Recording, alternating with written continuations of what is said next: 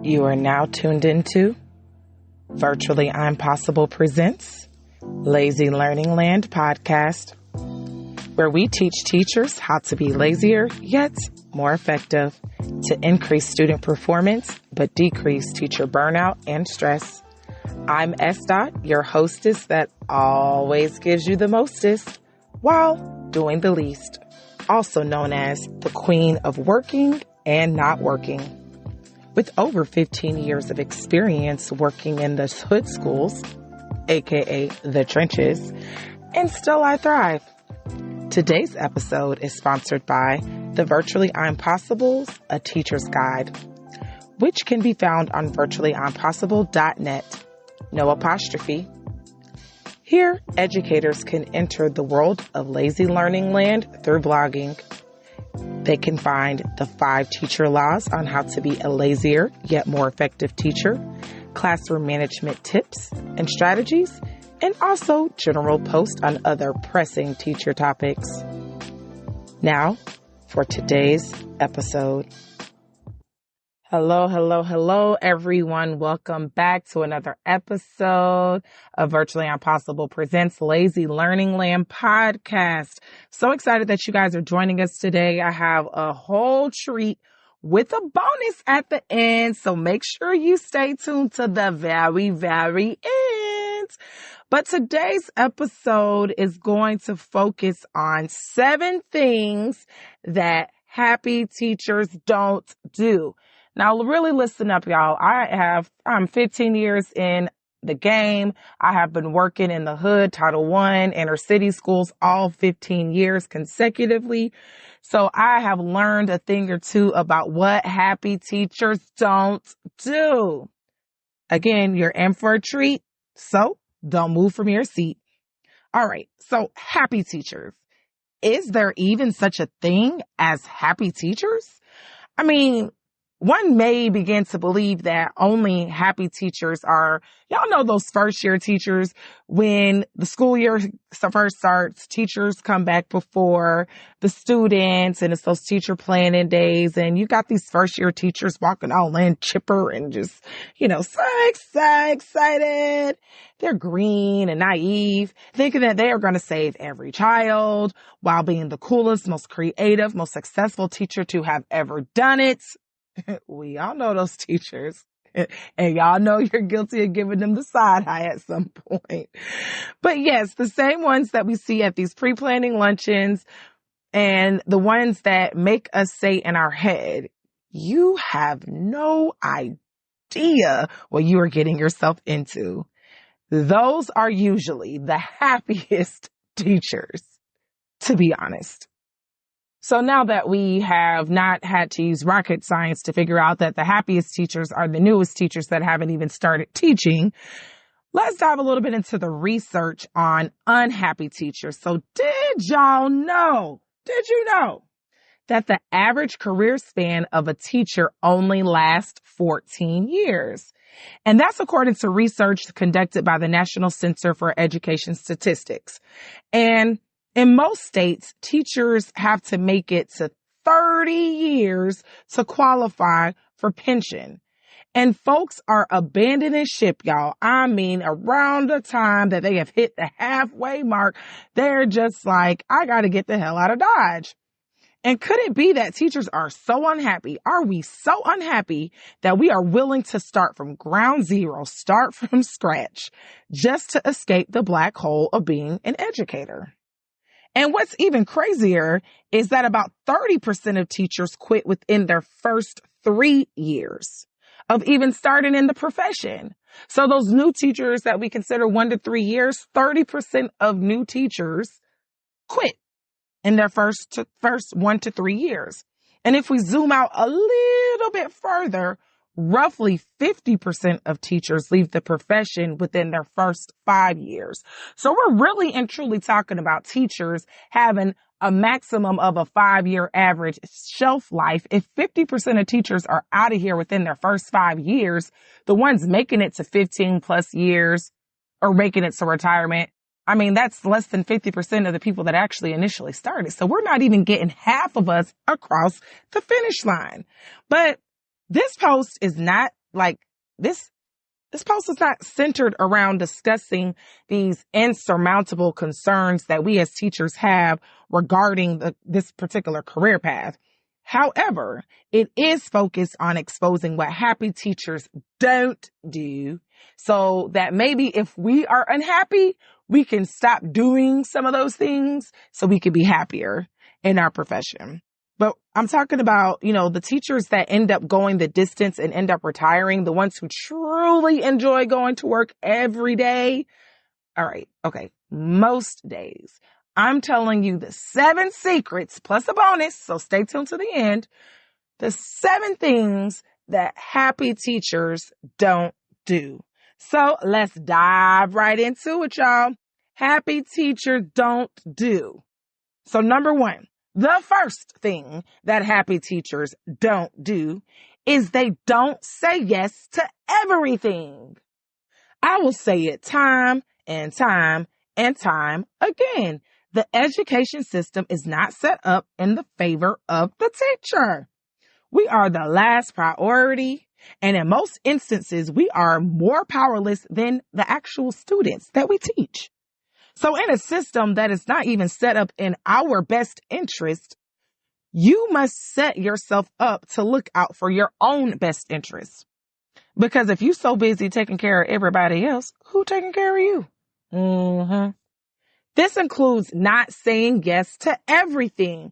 I'm going to let y'all know, administrators, they love them a yes teacher.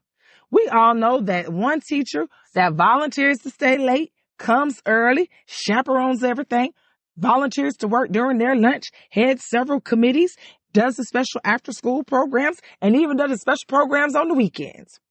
They love them a yes teacher, and that's basically because administration benefits from having that go-to person that's willing to do any and everything that is asked of them. By no means am I saying that you should not be a team player, but being a yes teacher can take a toll on the individual. Just keep this in mind, that opportunity costs. Every time you say yes to something, you are trading time and energy you could be spending with someone else or doing something else. So every time you say yes to something, understand you are also saying no to something else. So to sum this section up, happy teachers realize the importance of work-life balance and are intentional about protecting their peace, their time, and their energy. Okay, the second thing that happy teachers don't do is they don't expect perfection. Majority of teachers have a slight to severe touch of OCD, whether it is directed towards the organization of our classroom or towards the organization and detailing of our lessons. Others of us have OCD regarding classroom management. Well, if you're a person that has like classroom management OCD, I tend to prefer to say there's some control issues there. But I'm not trying to poke the bear. Each of these are great in a general sense. On the other hand, too much OCD in these areas can drive you absolutely insane. The school year is a marathon. It is extremely easy to stress yourself out because you have some unruly piles of papers or because you had to handwrite instead of type, so on and so forth. I mean, hey, some of us even flip a wig because we don't have enough time to add more pictures or more colors or the little extra thoughtful pizzazz to whatever we're going to be giving out to our students. Happy teachers understand that a little mess adds character, that they can always go back and tweak it before they use it again next school year. You don't have to be a rock star at everything this year, okay? Happy teachers accept small daily victories as milestones. Maybe little Johnny didn't stay seated for the entire circle time, but he did manage to keep his hands to himself. Or that one student may not have done any work today, but at least they took out paper and pencil instead of having a completely blank desk in front of them. Progress. So again, happy teachers realize that progress beats perfection. The third thing that happy teachers don't do, they don't stop growing. I have been teaching for 15 plus years, and I am at the point where I can point out drastic changes in the evolution of teaching strategies and tools from the time of year one all the way up until time this year. Okay. Happy teachers do not say you can't teach an old dog new tricks. They actually embrace the new tricks. You see, many of these new tricks come about to help us to be able to better reach the needs of the particular generation of children that are sitting in front of us in our classrooms. A bonus is that some of these new tricks make your job easier to do, helping to lessen the stress. So if you would like more tips and tricks on how to make your teaching job easier, you guys can check out my post on the 5 laws to be a lazier, more effective teacher, better known as the 5 lazy laws. But again, happy teachers live by work smarter, not harder. So keep growing so you can keep knowing what to do. Number 4. I like this one right here, y'all. Number 4. Happy teachers don't compare themselves. There are millions of teachers in this world, and no 2 teachers are exactly the same. Happy teachers recognize that every teacher has their niche, however you want to pronounce it, inside of the niche of teaching. Individual teachers possess skills and gifts that are unique to them. That makes them an asset on your team and an asset to your school. Happy teachers learn to embrace the strengths of others. Really happy teachers not only embrace, but they capitalize on the strengths of others. They allow others to take the lead when it is appropriate. They also steal and use other teachers' great ideas and activities. So when I say really happy teachers embrace and capitalize on the strengths of others, that's also part of thinking smarter, not harder, working smarter, not harder. Happy teachers don't compare, we share. But seriously, happy teachers refrain from being jealous of the gifts and talents that other teachers have. They also don't get their panties or their boxers in a bunch when others get recognized for their contributions and they don't. They accept their own strengths and their own shortcomings. If you are in the teaching profession, for somebody to come up to you and tell you how great of a job you are doing, you are in the wrong profession, because teaching is not a cheerleading profession. You do not get told that you are doing a great job enough for you to believe that you're doing a great job. So if you cannot cheer yourself on, then teaching is probably not for you. But just keep in mind that happy teachers understand that they are fearfully and wonderfully made, and they love the skin they are in. I think that's like Olay, Dove. I kind of bit off of them, but it fits. All right, so we're past the halfway mark. Woo. Happy teachers don't forget to prioritize their task, time management priorities, y'all. A teacher's job is never done. No, like literally, a teacher's job is never done. We only get paid for 10 months out of the year, and some counties, they spread out that same amount of money over 12 months, but we still end up working 12 months because most of us are doing stuff in the summer to prepare for the 10 months that we actually get paid for. But I'll just leave that thought right there.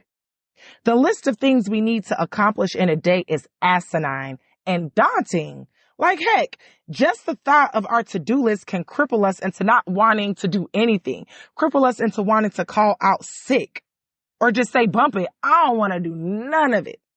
And then we don't. With that being said, happy teachers prioritize their task. Now, what is considered a priority does change day to day, sometimes hour to hour. I mean, we do end up with these last minute meetings after school, and you must have blank done before that meeting. You got a parent teacher conference today and you need a documentation folder. It's testing season and you have to attend a PD training session. Grades are due this week and you have a formal observation to prepare for. I mean, I could go on and on for hours listing the potential scenarios of the list of things that teachers have to get done in a day. But the bottom line of this is you will always have something else that needs to be done. Knowing the difference between what requires your immediate attention and what can wait until the end of the day can literally save you peace of mind. So if you are looking for secondary math resources, you can check out my Virtually Impossible store on virtuallyimpossible.net or on TPT. Again, Virtually Impossible, no apostrophe. Bear this in mind, y'all. Happy teachers know how to do the opposite of this popular quote. Don't put off for tomorrow what you can do today. And they make sure they do what is dire today and save the rest for tomorrow. That's deep.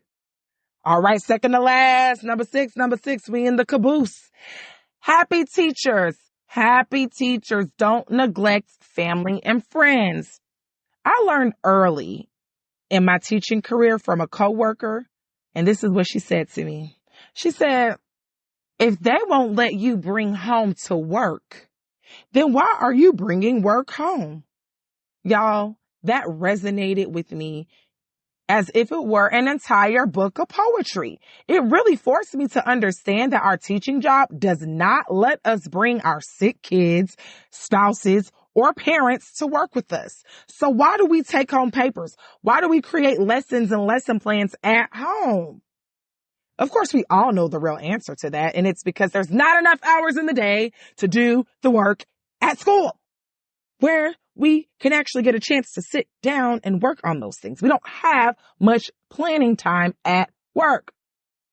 But again, taking it back to the overarching theme here, the demand on a teacher is for them to be present and fully engaged with their students when they are on campus. So the flip side to this is happy teachers are fully engaged and present with their friends and family when they are not at work. For many of us, we find it dang near impossible to not do anything for work at home. But I simply charge you with this task, okay? With this first task of just trying to create a system that will free you from this stronghold. If not, then I charge you with the second task of carving out sacred time to spend with family and friends where you are fully present, where you're not checking emails, where you're not doing grades, where you're not grading papers, where you're not cutting out things for the activities for the upcoming week, where you can just be fully present. So if you can't come up with a system where you don't take work home at all, maybe there's certain days where you don't take work home, or you carve out sacred time for family and friends where you are fully engaged and there's nothing happening with work during that time. So again, time when you are fully present and in the moment, creating and storing memories with those people who love you the most. Because in education, if a teacher cannot come to class, then they get a substitute. But who will your family and friends get to substitute you if you cannot show up for them? And the correct answer is nobody. So again, happy teachers know how to prioritize those to whom you are replaceable. Prioritize those to whom you are irreplaceable. For those who can replace you will. All right, pulling in the rear. Number 7, happy teachers. Happy teachers don't neglect themselves. You cannot pour from an empty cup. There has been a sense of urgency in recent years to prioritize self-love and self-care. Happy teachers know that if they are unhappy, they do not possess the energy to keep others happy. They don't possess the energy to help others, to pour into others. So being selfish is sometimes essential. Saying no is sometimes essential. Leaving work right at the end of the duty day is sometimes essential. Engaging in activities that brings you joy is sometimes essential. Taking sick days off and not being sick is sometimes essential. Creating days where your students work more independently so they don't need you as much is sometimes essential. All of these are forms of self-care. All of them are okay. And all of them are sometimes essential. So know that happy teachers know I am no good to anyone else until I am good to myself.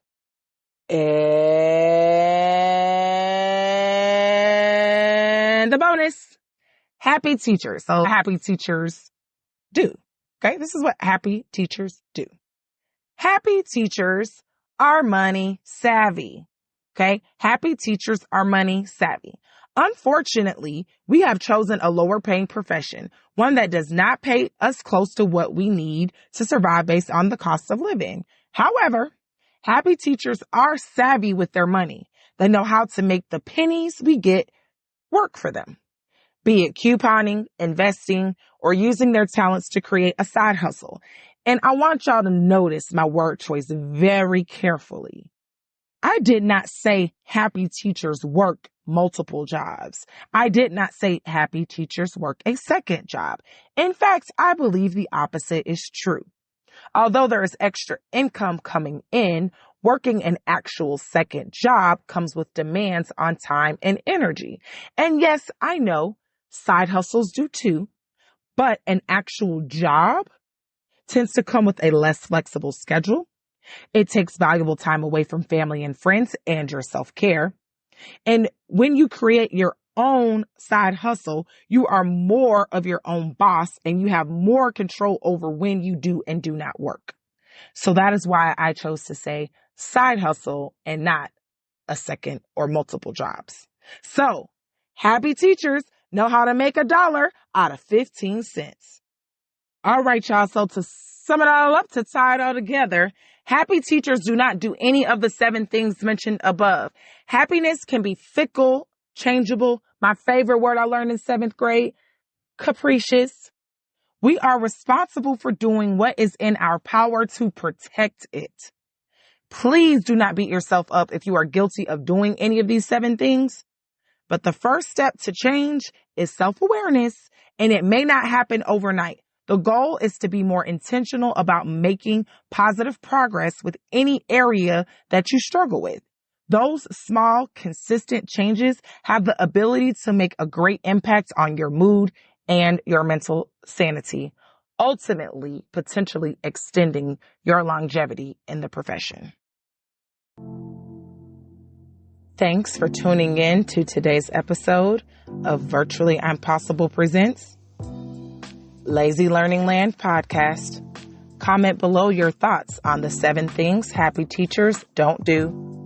Which of these do you already not do? And which ones will you be more intentional about?